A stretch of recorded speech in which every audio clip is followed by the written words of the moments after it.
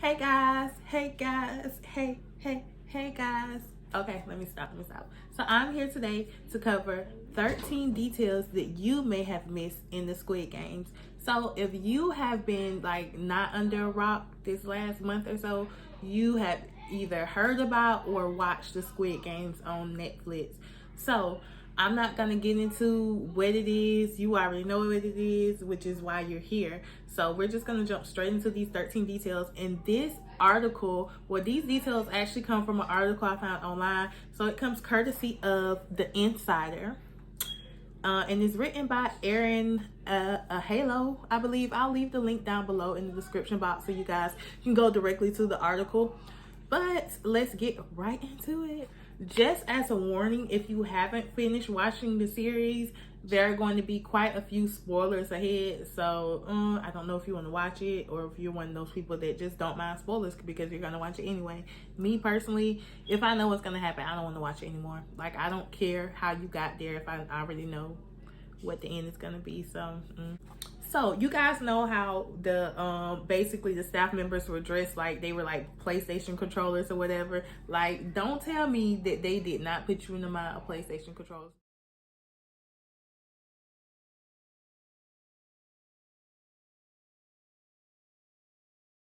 Because that's the first thing I thought of when I saw them, was like, this gonna happen, they're gonna be on the game system or something. But anyway, so you know how they had the X's, the squares, the triangles. I think they had circles. I can't really remember. I don't think they had circles. I think it was all X's, squares, and triangles. But whatever the case may be, the reasons why they had different markings, it marked their rank, you guys. So if you notice in the show, only the people who had the triangles on their faces, they were the only ones who were authorized to carry guns and to carry out the killings. That's why, luckily, if I don't know if you guys, now one thing I did notice, I don't know if you noticed, but when who was it, John Ho, the police officer, when he first snuck in and he swapped out clothes with the old boy, with the guy he knocked off, it was like the first thing that came to my mind was like, he doesn't even have a gun. Like, they're gonna know this. They're gonna be like, where's your weapon? But nobody ever said anything to him, and that stood out to me, like, why nobody ever asked him where his gun was. But this answers a lot of those questions. So everybody didn't carry guns. Only the people who had the triangles on their shield carried guns. So he snuck in wearing the circle. It says he snuck in while wearing the circle staff member's uniform. So actually there were circles. I was right. Okay. I just couldn't remember. So it says he's corrected for speaking to his superiors, which gives viewers the first clue as to ranking in order to the staff, which was confusing too, because I was like, who is the superior and who's not a superior? I thought like everybody in the pink suits were equal and the big man was the guy in the black suit, but apparently the markings, gave him rank, so whatever. So he has the circle, so he's corrected for speaking to his superiors. Circles are the lowest tier, which he was. So he was a grunt, and that's why they probably asked him, like, why aren't you carrying out bodies? He's supposed to be just dragging out bodies, doing grunt work. He wouldn't know a lot of information, probably because he was the lowest ranking. So they didn't expect him to do a lot. They didn't give him a lot of responsibilities, things like that. So then next are the triangles, and those are the ones who carry the weapons and do the dirty work. So they have a little bit more power and flexibility than those circles. But the top rank are the squares. So the square members are the managers or the highest ranking of the pink cloth staff. But they don't carry guns, so they give the order. So if you guys have noticed it, and I said I was gonna go back and watch it again, because ever since I watched the ending, y'all, I was just like, oh no, I gotta go back and watch it. So I started watching it so I could just catch some stuff again. But so if you watch it again, just pay attention to that. I know I will. All right, so next is the game of Daichi. Now, Daichi is the very first game they were playing in the train station that got them the invitation into the big games, into the big leagues. So Daichi is just a game, as you guys can see, they were just trying to flip the paper. And honestly, it reminds me of dice a little bit, or it reminds me of like when the guys flip the dollar. I don't know if you guys do it in your community, but I've seen guys like some type of way. I don't really know because I haven't been around it a lot, but I know that it happens a lot. It's like a gambling thing where guys will fold a dollar a certain way and they'll basically flip it, I guess. And if it lands a certain way, you get the money or whatever. I don't know. It's just a little game. And it puts me in the mind of that, or people shooting. It reminds me of people shooting dice like randomly. Also, it's just another gambling game. But Daichi is similar to games in other countries, according to this article.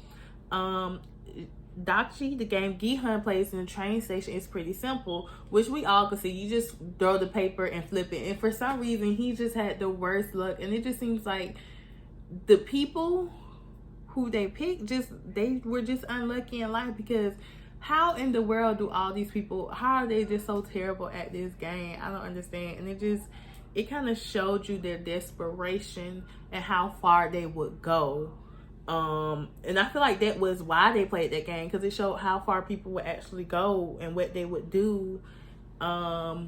And if they were willing to make the sacrifice. Because if you had somebody that'll be like, oh no, you're not gonna slap me, I'll pass. Like, or they might take that hit the first time because they want to be honorable, and they don't have the money to pay back, and that was the deal. But after that, they're not gonna keep shaming themselves, so they're gonna walk away. So those are the type of people that they probably did not want in the games. They got the people who were really just like out of control. They have bad luck.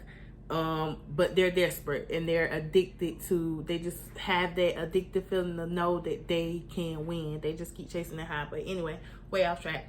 So the game, it's a very simple game or whatever. And it says it's similar to the American game Pogs, Pogs, which I've never heard of. But it said it was popular in the 1990s, and I was born in 1990. So yeah, it probably just faded away by the time I got of age to play.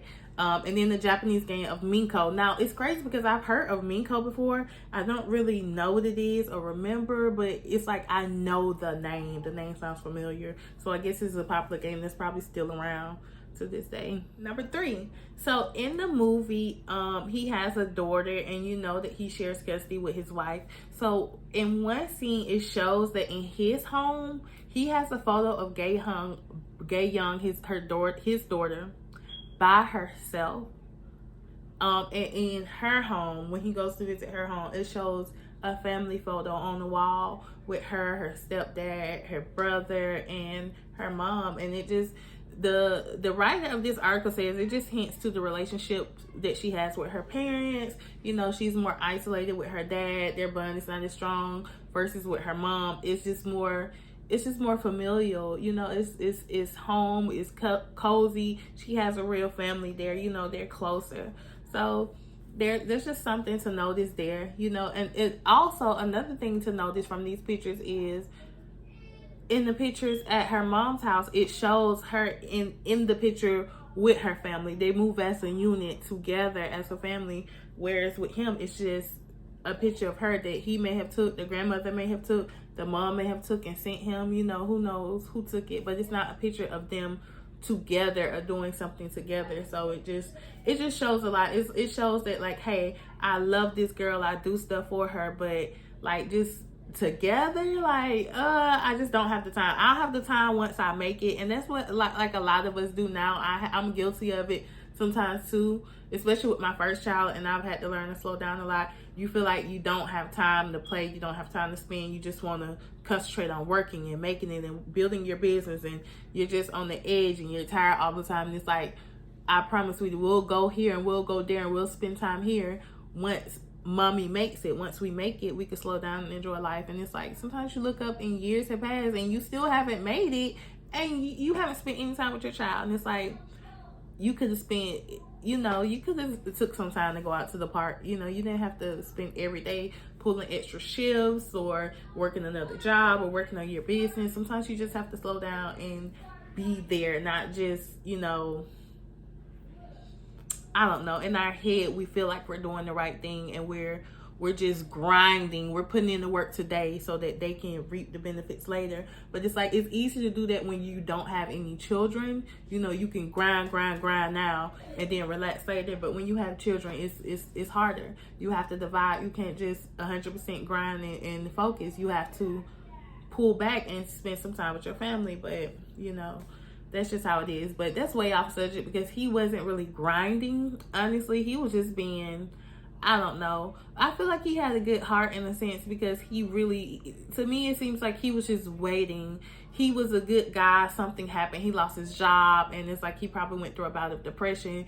But instead of him like really standing up and doing something about it, it feels like he really just sat in his sorrow and just kind of waited for something to just fall out the air and hit him over the head to put him back in the position that he needed. And he felt like gambling was going to give it to him. And I feel like a lot of us do that. We really sit around like we want a better life and we want to do something better and we want to do something more, but we don't actually take the steps we need to get there. We just sit there because we feel like eventually life will line up for us and that it'll just happen. You know, it'll just happen for us. And a lot of times it doesn't work like that. Like, we actually have to take the steps forward. But anyway, you came here for information on Squid Games. But if you're on my channel, you're going to get a little advice too. I'm not going to give a lot of advice because I need advice, and there are a lot of women on this platform who are very intelligent, and I can sit here and watch all day and they give such great advice. So for me, I'm more of a venting person than an advice person because I don't feel like I know enough to be giving people advice, but I feel like I know a little something, just a little something, you know. But anyway, all right, back to the Squid Games, not about life. Okay, so that was the photo, and it just symbolizes the relationship between him and his daughter. The next thing, you guys, the coffins. So did you guys notice how the coffins were? Like, they were just tied with a bow. They were kind of chic, not to make death chic. The coffins were kind of had like a chic look, like a matte black or gray, and they were just tied with like this really nice ribbon. So if you recall, when John Ho went to his brother's apartment to search for clues as to where he may have went, he found the card, the business card, you know, with the circle, square, triangle on it, invited you to the Squid Games. He found that business card in his room, but in the business card was inside of like a gift box, and the gift box looked exactly like the coffin. So it was this box, a dark gray box, and it was wrapped in the ribbon, just like the coffins were. So it was just, you know, it's very identical. It's even tied the same way. So next thing, John Ho's phone. So if you guys remember, like, the whole time he had his phone, he was taking pictures, he was recording stuff. He even, at the end, he even managed to call. And it was so funny because everybody online was like, what type of phone does he have? I need that battery, because his phone stayed charged forever. Like, it was very funny. But I'm sure he had it cut off most of the time, and that's probably why it stayed charged.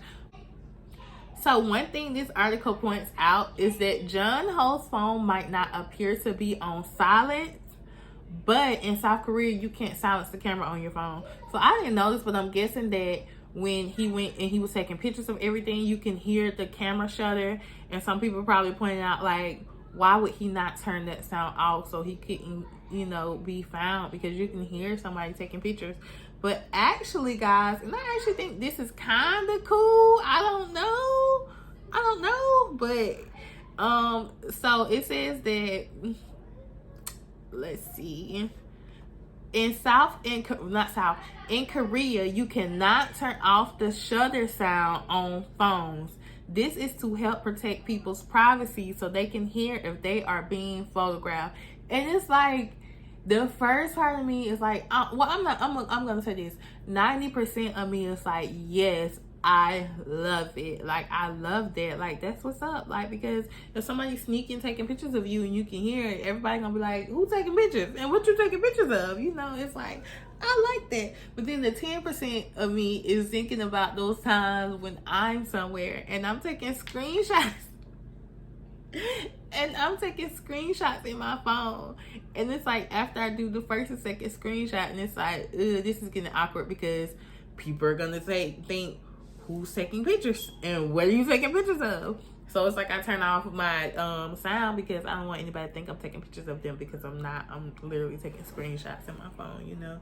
But whatever. So it's just awkward. So that's 10% is like, ooh, I don't know if I like that, because I use that feature a lot. But, you know, it just kind of keeps down the creep. So Okay, so spoiler alert, spoiler alert, spoiler alert. If you are still here, I don't think I have revealed anything just thus far, but now this is going to be a major reveal, major spoiler. So there are a few clues which point to who may be the winner or of the games. So the first one, or no, who may be the true organizer of the games? Well, both. There are clues that point to who's going to end up being the winner and who's going to be the organizer of the game.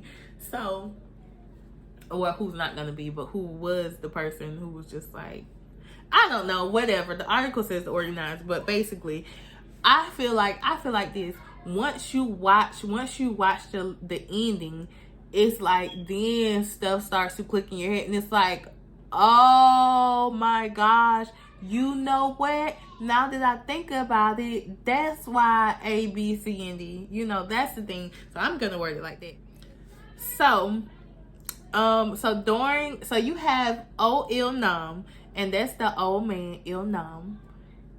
We found out that he is actually, like, basically, he is the host. He's like part of, basically, he is the head man in charge. Like, and the whole time he's not here playing like a fragile old man. And it's like, sir, you running things. You played us. You're running things. So that's who Il Nam is. So Il Nam, he's the old man that's there. He's number one, and we meet him when we first enter, you know, the arena or whatever. So during the first game of red light, green light, he is the only one that does not seem like devastated. Like, everybody else is devastated, confused. Like, when people start getting shot, everybody starts screaming and running. Now, there are a few people, if you notice, they don't run. They just kind of freeze up and stay there. They don't run at all. But him, he's just like, but they're scared. But him, he's just like, I'm ready. I got this. I'm gonna win it. And they're like, green light, and he's just like, ha ha ha ha ha. And he's just not bothered by the fact that people are getting shot down around him. Like, sir, are you? And it's like, to be honest, when you first watch it, you figure it's because he's senile, and it's like, clearly he still think this is a game. He thinks this is pretend. Like, clearly he's not getting it. So it's just kind of like, okay, whatever. But it shows that, you know, he was expecting. He knew what's gonna happen. So, and it, like, in the talk at the end, he does say that the reason why he joined was because playing the games was gonna be, he just knew it was gonna be a lot funner than watching it. He just grew bored of watching it. He was getting older, and he actually was sick. So he just wanted to actually do something different. He said he really wanted to feel something, and he couldn't feel anything anymore. Everything bored him at this point. So yeah. So also, there were other different tips, like the fact that he always like knew inside knowledge about the games, and I figured he just knew this because he was older and wiser, and he needed some type of advantage in his character for him to keep playing along and for him to be a strength and an asset to the team, you know. So I just figured it was that. It's like, hey, you're choosing me and you feel like you're losing, but you're actually winning because you get something that you can't see, and that's knowledge that's going to beat out all these other people. That's what I figured, which it still is, you know. But it was just like, he knew it because it wasn't set up like that just because for the character to be rewarded for having a kind heart. It was just set up like that because he was the organizer of the game, so of course he knew how to win. He watched tons of other people win. Which also makes me think, I wonder if they had different games every year, or if they had the same games every year, or if they just swapped them out every now and again, or what. I guess that's a good question to touch on.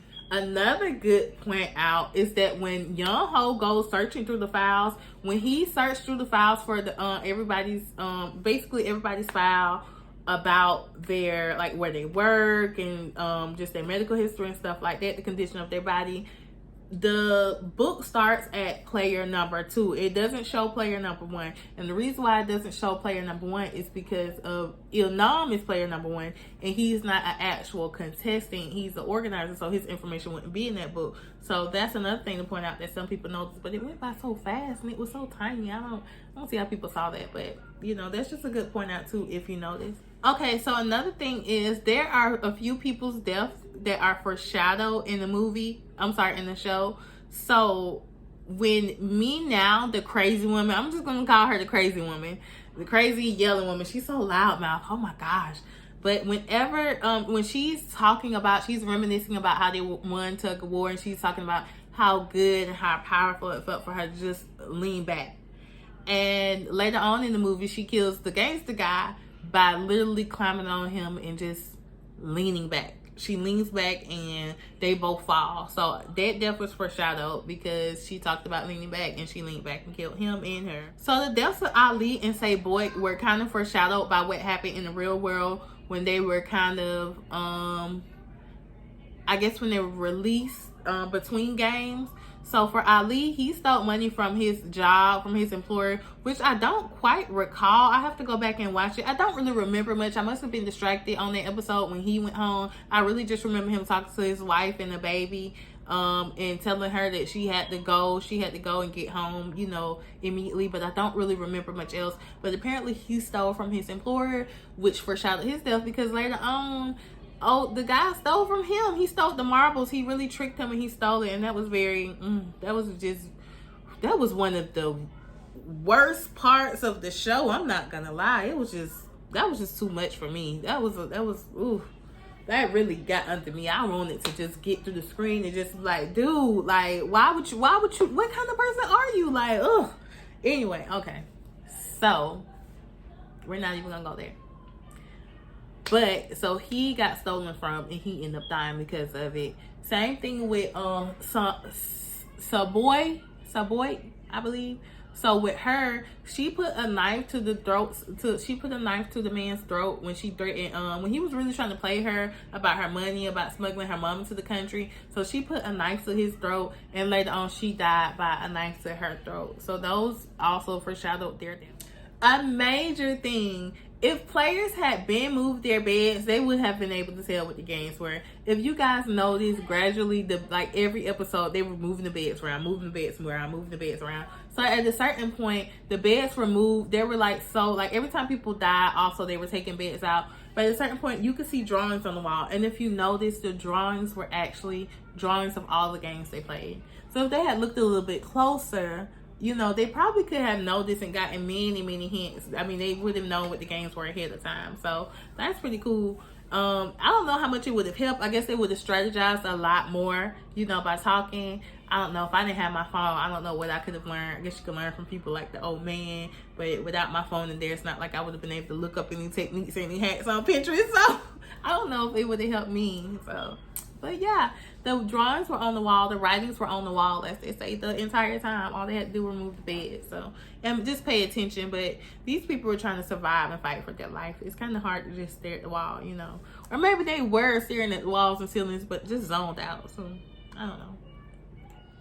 Also, did you guys notice when Il-nam wet himself and Gi-hun gave him his jacket, the old man gave him his jacket, and it was really weird because it's like, why wouldn't he use his own jacket? But it was like out the kindness. It wasn't about that. It was like out the kindness of his heart. He did it out of the spur of the moment. He was like, he needed to be covered. He needed to be taken care of, and he needs to know that there's no shame, like, because he's looking at me while I'm looking at him, and it's like, I'm gonna let him know that I'm not, there's no need to be embarrassed, you know. So he took his jacket. It's like, I'm gonna take the jacket off my back and tie it around you to let you know it's okay, it's normal, it happens, I understand. And I feel like that was so kind of him, and I just knew he was gonna win because of his kindness. And I just hate that he didn't have that same type of kindness for his daughter and his mother. But anyway, whatever the case may be, no shade, but it's just like, he gave him his jacket and Il-nam gave him his jacket, and it was like number one, and it was like, I'm not gonna lie, I figured the old man was gonna win the whole game. I just figured, I knew he was gonna win the whole game, but he didn't. But he did, but whatever. But it's like, he gave him his number one jacket, and I felt like at that point he was like, I figured in a way that the game was rigged for the old man. I don't know, but I felt like when that happened and he gave him that number one jacket, it was a way to say, I was gonna win, but I'm gonna let you win. I'm gonna give you this. So that's what I felt while I was watching it. But it's like I felt like there was a foreshadow of it. So maybe not. I don't know what they were trying to do. But you guys know he had on that #1 jacket for a little while, and I just felt like it was meant for him to win. All right, you guys, so there are a couple more things that are mentioned in the article, but I just don't find them that interesting. Like, for example, the fact that earlier in the show, he asked for 10,000 won. He just needed to borrow 10,000 won so he could put his mother's money back in the bank and kind of just treat his daughter. And he wasn't able to get it. He asked the loan shark after he got beat up if he could borrow 10,000 won. It's like, sir, you owe me money and I just almost killed you and you just signed over your organs and you want me to loan you money, but okay, no. So that, but then at the very end, he went to the bank and he asked for 10,000 won. I forgot what it was for, but he asked for 10,000 won. It was just like, that's all you want? Like, sir, you have millions and billions of dollars and you only want 10,000 won. Like, okay, sure, why not? And then another thing they pointed out is that even though he wasn't killed like the rest of the crew, his death was kind of foreshadowed. Not his death, but his life. He turned down the money from his ex-wife's husband that could have put him in a better position, and then at the end of the games, he turned down the money. He wanted to end the games with his brother, but he couldn't. His brother ended up killing himself so he could just, not his brother, his best friend. I keep thinking that's his brother, but I'm thinking that's his best friend because they don't have the same mom. So he killed himself so he could move on, So he just did kind of the same thing when it came to that. He turned down the money at the end and he just didn't use it for anything, which was kind of sad. But he didn't have anything to use it on besides his daughter, but whatever. So yeah, so those are the only two things. I really like the movie. I'm just sad. A lot of people point out that he was kind of a villain because look what he kept doing to his daughter and look how he was stealing from his mom, which was very sad. So it was like, you have to be careful about people like that. Like, they have a good heart, but they still keep making bad decisions. So I feel kind of bad about him. But anyway, that's all I have to say about the show for right now. If you guys have any questions, suggestions, you want me to talk about anything else, touch on anything else, please be sure to leave a comment down below and subscribe if you like this video, and just tune in for the next video. Bye. Thank you.